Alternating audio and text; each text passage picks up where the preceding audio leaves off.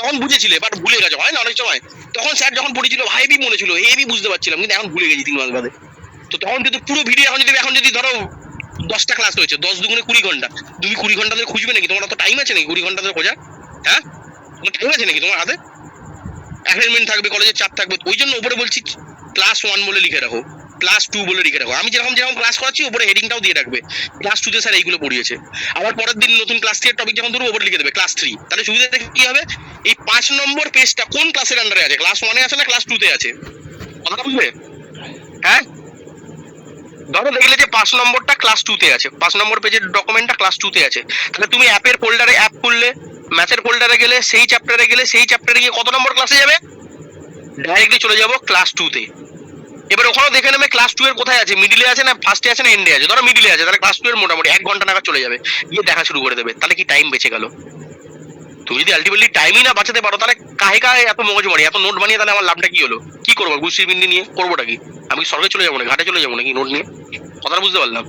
তো আমাকে সবসময় টার্গেট এটা রাখতে হবে যে আমি এমন ভাবে করবো যাতে আমার পুরো জিনিসটা একটা সিস্টেমেটিক ওয়েতে চলে আসে। তো আমার নোটটাও এমন ভাবে অর্গানাইজ হবে যে আমি টক করে যে টপিকটা বুঝতে পারবো না, সেই টপিকের আমি খাতার ওখানে দেখে নেবো কোন ক্লাসের আন্ডারে, সেই ক্লাসে শুধু ওই ভিডিওটা 1 ঘন্টা দেখে নেবো, আমার পুরো আবার জিনিসটা মনে পড়ে যাবে। কথা বুঝলাম? কারণ ভিডিও তো তোমার থাকছেই, পুরো 15-16 মাস তোমার সাথে থাকছে ভিডিও, যা যা পড়াচ্ছি। ইভেন আজকের ক্লাসটাও অ্যাপে তুমি পেয়ে যাবে। তোমার যদি মনে হয় যে স্যার এইটা নিয়ে কি বলেছিল, মার্কসের ব্যাপারটা নিয়ে ভুলে গেলাম, একটু দেখি তো, খাতায় নোট করবো, তো তুমি চাইলে ভিডিওটা আবার ওই জায়গাটা দেখে নিতে পারো। ঠিক আছে? কথাটা বুঝলে বাবা? সবার কাছে ক্লিয়ার? হ্যাঁ স্যার। তাহলে একবার বলে দিই, মেন আমাদের প্রথমে বানাতে হবে মেন নোটস, যেটা যা পড়াবো ক্লাসে সবকিছু নোট থাকবে। তারপরে একটা চ্যাপ্টার কমপ্লিট হয়ে গেলে সেখান থেকে এক্সট্রাক্ট করে করে শুধু ইম্পর্টেন্ট জিনিসগুলো, ভেরি ভেরি ইম্পর্টেন্ট জিনিসগুলোকে, ফর্মুলাগুলোকে আর ইম্পর্টেন্ট ডায়াগ্রাম, এইসব জিনিসগুলোকে যেটাকে তুলবো সেটাকে বলবো শর্ট নোট। আর শর্ট নোট হয়ে গেলে মোটামুটি মক টেস্ট যখন চালু হয়ে যাবে তখন শুধু ফর্মুলা শিট বানাবো, সেটাতে আমি হেল্প করে দেবো। ঠিক আছে? ক্লিয়ার?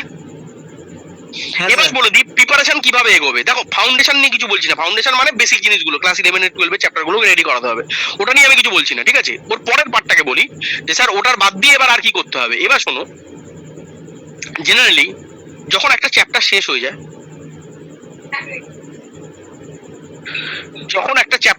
যায়, তখন আমাদের 3 ধরনের জিনিস কমপ্লিট করতে হয়। একটা হচ্ছে আমি যে ক্লাসে অ্যাসাইনমেন্ট দেবো সেই অ্যাসাইনমেন্ট, অ্যান্ড যে প্র্যাকটিস নোট দেবো সেটা। দ্বিতীয় কথা, আমি কিছু রেফারেন্স দেবো। ধরো আমি বললাম অমুক বই থেকে কমপ্লিট করতে হবে, অমুক পিডিএফ থেকে কমপ্লিট করতে হবে, বা অমুক নোটস থেকে দেখতে হবে, সেইগুলো। And third one, mock test and suggestion. এই সাজেশনটা জেনারেলি আমি 1 মাস আগে দিই, কন্ডিশন দেখে। একদম 1 মাস কি 1.5 মাস আগে জাস্ট দিয়ে দিই, 1 মাস আগে মোটামুটি পিডিএফ গুলো সেন্ড করে দিই। ঠিক আছে?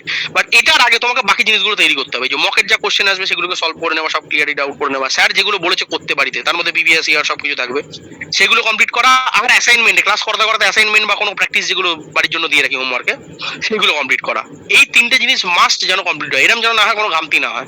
আমি সব বলে দেবো, কোন পিডিএফ লাগবে, কোন পিডিএফ দিতে হবে, সেই পিডিএফও আমি সেন্ড করে দেবো। কারোর কোনো কিছু করা লাগবে না, শুধু তোমার কাছে মোবাইল বা ট্যাব বা কম্পিউটার বা ল্যাপটপ যে কোনো একটা কিছু থাকলেই হবে, ক্লাসটা অ্যাটেন্ড করলেই হবে। বাকি জিনিস সব কিছু তুমি ডিজিটালি পেয়ে যাবে, কোনো চাপের ব্যাপার নেই। ঠিক আছে?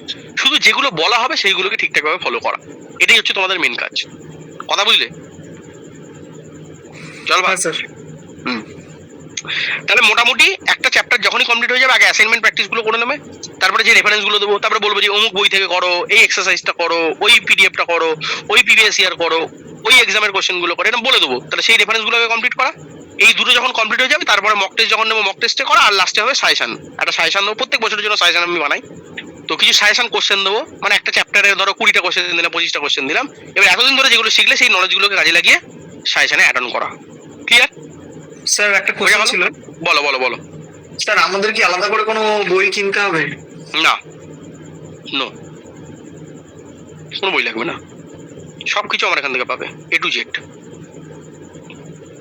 এবার বলে রাখি, কিছু রেফারেন্স যেগুলো আমিও একটা কোনো পার্টিকুলার বইকে ফলো করি এবং সেটা থেকে আমি তোমাদেরকেও করতে বলবো। আমি এখন নাম কিছু মেনশন করছি না, এটা পাবলিক ভিডিও হবে। তো কিছু বই থাকে যেগুলো, দেখো অ্যাকচুয়ালি জিলের যে তোমাদের সিলেবাসটা আছে না, পার্টিকুলার একটা বই ধরে হয় না। যদি হতো তাহলে এত কোচিং এর বা এত কিছুর দরকার ছিল না। তাহলে আমি নিজেই বলতাম তুমি সেলফ প্রিপারেশন করে নাও। অ্যাকচুয়ালি কি হয়, সিলেবাসটা এমন জগা খিচুড়ি না, দুটো চ্যাপ্টার তোমার কোনো আদার্স কোনো অল ইন্ডিয়া লেভেল এক্সামে পাবে না, সেটার জন্য আলাদা বই পড়তে হবে।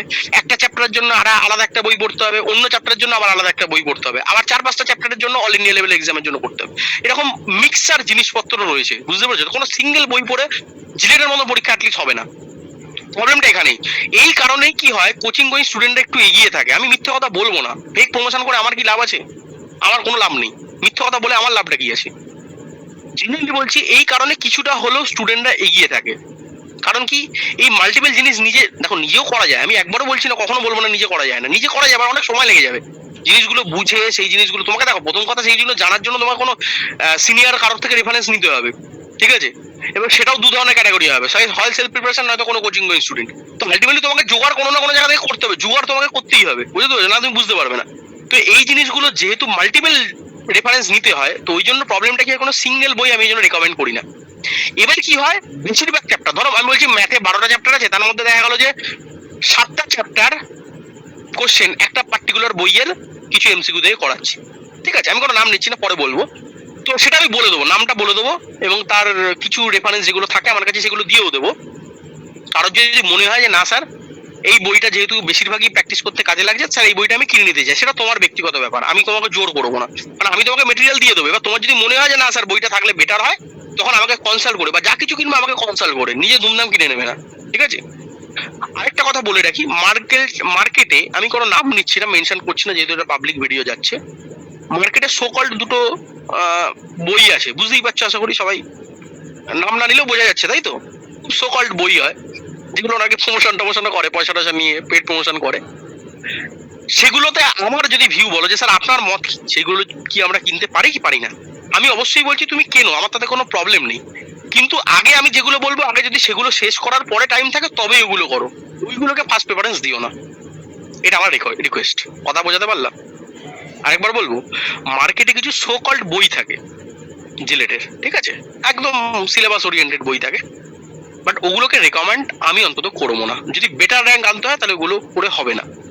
এবার অনেকে বলবে স্যার আমি কিনতে চাইছি, বা আমি জোগাড় করে ফেলেছি, বা বইটা আমি কারোর কাছ থেকে ম্যানেজ করে ফেলেছি, তাহলে করো, কিন্তু শেষে করো। আগে যেগুলো মেন বলবো, আমরা যেগুলো আগে গাইড করবো, আগে সেগুলো কমপ্লিট করবে, তারপরে টাইম থাকলে ওগুলো রেফারেন্সের জন্য এক্সট্রা হিসাবে করতে পারো। বাট শুরুতে ওটা করে তারপরে আমার এগুলো পরে করছো, তাহলে কিন্তু লাভ হবে না, পিছিয়ে যাবে।